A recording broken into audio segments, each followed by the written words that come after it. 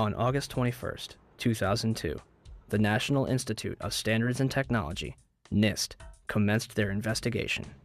The final report was released on October 26, 2005, producing over 10,000 pages. It's funny they would name it the Report on the Collapse of the Twin Towers, because the report does not explain how the Twin Towers actually collapsed, claiming that it does not actually include the structural behavior of the tower after initiation was reached and collapse became inevitable. What is important is what got the building to the point of collapse initiation. A major focus of our effort has been on trying to understand the entire process from the minute the airplane hit, all the way through the fires and all the way through up to the point of collapse initiation. 10,000 pages, and not a single one to actually explain how the towers came down the way they did. NIST admitted in April 2007 that they are unable to provide a full explanation of the total collapse.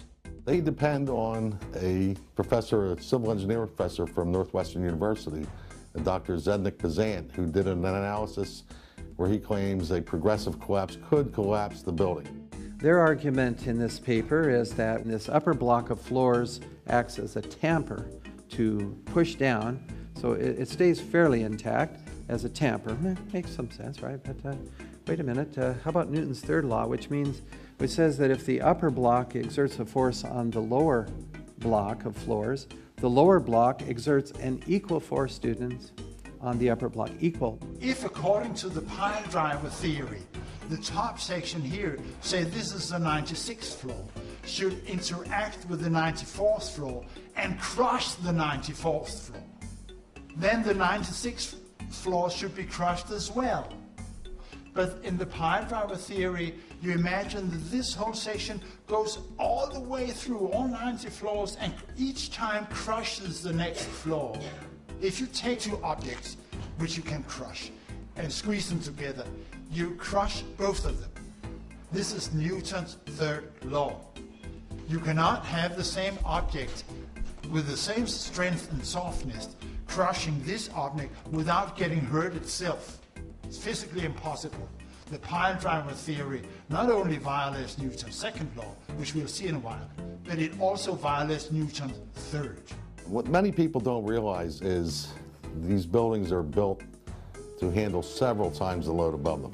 And in fact, in the towers, the perimeter columns could handle 5 times the load above them, and the core columns could handle 3 times the load above them. So that load above them, as you can see, had no chance to collapse the lower portion of the building, unless, and this is a big if, unless there was an impact with a deceleration. What happens there is the force is amplified, and it's amplified because the deceleration is many times the rate of gravity. What has to happen, though, and you heard me use the word deceleration, is that the impacting object has to decelerate. And when it decelerates, it loses velocity. Well, the drop of the upper section of the North Tower, or World Trade Center 1, has been measured by a large number of people now. There is no deceleration. The fact that there is no deceleration shows that there was no impulsive load or amplified load. Well, there's demolitions done in France which use what we call the vernage technique, where they take out a couple floors worth of columns with hydraulics. They take the columns out and they let the building, the upper section of the building, drop. And when it impacts the lower section, there's a very definitive, observable jolt, deceleration, and velocity loss. And you can see it in the graph. It is not there in the case of the North Tower. When you watch video closely, in the case of World Trade Center 1, you'll see that the upper section disintegrates itself. Its lower stories are breaking up before it even impacts the lower section. It appears to be a controlled demolition of its own of the upper section. So then what is left? Where's this block, this tamper that's supposed to wipe out the lower floors? Sorry, it ain't there, you know. The question that you're talking about is the 10 seconds of time, or approximately anywhere between 9 and 12 seconds or 15 seconds of time. That's not the answer. 15 seconds is a lie. That's not an answer. That's a lie. It's That's innovation. That's innovation. Folks, we're trying to conduct this in a reasonable manner. You've asked him a question. If you're not happy with the answer, you're not happy with the answer. But he's answered the question. You'd get down below and you'd see molten steel running down the channel rails. Like you're in a foundry. Like lava. Volcano. One, we were down at the B1 level, and one of the firefighters said, I think you'd be interested in this, and they pulled off a big block of concrete, and there was like a little river of steel flowing. As well as the molten metal in the debris, it was also observed prior to the South Tower's collapse. A lot of people have said, well, it was probably just aluminum from the airplanes, because aluminum melts at a relatively low temperature. It's like 600 centigrade. Basically what it comes down to is aluminum does not emit radiation very well, and so when you heat it up, it doesn't tend to glow very well. So the material that was flowing out of that building was not molten aluminum. Unless it was literally probably above its vaporization temperature, then maybe it would be hot enough to glow like that. But it just doesn't glow like that, so it wasn't aluminum. We have a young professor here who came from NIST. He couldn't believe that NIST would say, if you mix organics with aluminum and pour it out, now it will have an orange glow. He couldn't believe they'd be wrong, but we couldn't get it. So he was working with me for over an hour, mixing this concoction of molten aluminum with wood, glass, plastic, carpet pieces, mix, and it doesn't want to mix, that is, the organics don't want to mix with the molten aluminum. We just poured it out. He poured it out, actually.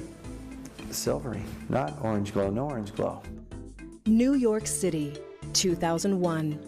No tall building had ever collapsed primarily due to fire. But that's exactly what investigators believe happened to the 47-story World Trade Center Building 7 on September 11th. The collapse of World Trade Center 7 was primarily due to fires. They have an elaborate theory. It's called thermal expansion. They say these beams expanded and pushed this girder off of its seat during this fire, which allowed the 13th floor to fall on the 12th, the 12th, and the 10th, etc., leaving column 79 unbraced for 9 floors, and then it just buckles. And then the whole inside of the building caves out. What's wrong with this theory? Well, first of all, the fire was out on this floor according to photographs that NIST provided over an hour before this collapse even happened. And yet the collapse is blamed on a current fire expanding these beams. Second, these beams don't elongate, they sag, as you saw in the Cardington test. Even if that would have happened, it wouldn't have pushed this girder off of its seat because that girder is tied with shear studs to the concrete floor up above. According to NIST, it didn't have shear studs, which the construction documents show clearly that they did. We couldn't have had that girder falling off of its seat because these beams only expanded 3 or 4 inches, not enough to push it off of its seat on this column. But let's say it could have. They claim that when the girder was pushed past center, when the web, the vertical part, was no longer over the seat, that the flange folded and the girder fell. Well, in the plans, they had flange stiffeners, a piece of metal welded to the web and to the flange, designed specifically to keep the flange from folding. And they left these flange stiffeners out. There is no chance this was a mistake. This was a deliberate fraud to make their collapse theory work. This is a graph for the roofline of WTC 7. Note that for well over 2 seconds, the graph is linear, so the acceleration is constant. The slope of the linear portion of the graph is essentially equal to the acceleration of gravity within the margin of error of the measurements. In other words, for this building, even though it is falling straight down through its own supporting structure, free fall actually happened. Notice also that there's a sharp onset of free fall. The building is holding steady, then it simply lets go. A mass in free fall can do no work. And if something was being destroyed It's not being destroyed by the falling mass. It was destroyed to enable the mass to fall. The fact of free fall is literally proof of demolition. We conducted the study without bias, with no preconceived notions about what happened. When we started the investigation, we considered a whole range of possible hypotheses. And from that, based on our technical judgment, we decided what were credible hypotheses that we should pursue further. We judged that other hypotheses that were possible hypotheses that were suggested really were not credible enough to justify a careful investigation. An investigative reporter, her name is Jennifer Abel, called up the NIST spokesman, his name is Newman. She asked, what about the letter where NIST said it didn't look for evidence of explosives?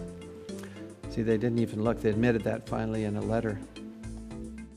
Newman, who's listed as the spokesperson, right, because there was no evidence of that, huh? Shh, go away. Abel, Jennifer, but how can you know there's no evidence if you don't look for it first? Good girl, that's it. Investigative reporting, let's find the answer. Newman, if you're looking for something that isn't there, you're wasting your time. Now, am I missing something here? I mean, this is offensive to my intelligence. So the preconceived notion of NIST is that there's no evidence for explosives, and so there's no point in looking.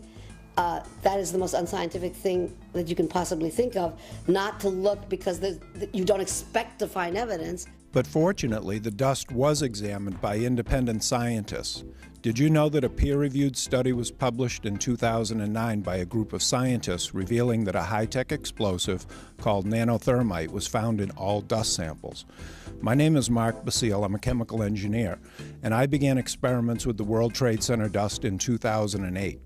I found the red-gray chips referred to in that study. I witnessed low-temperature ignition of red-gray chips at 450 degrees C, resulting in molten iron droplets. And I conclude that the red layer in the dust particles is a nanothermitic material. Nanothermite in the dust should be a wake-up call to all of us. It doesn't belong there. And despite all that, we still have these shills out there that want to suggest that these are paint chips. You know, they say a picture speaks 1,000 words, and it really does. I mean, you can just see there's one of these things is not like the other, one of these things is not quite the same.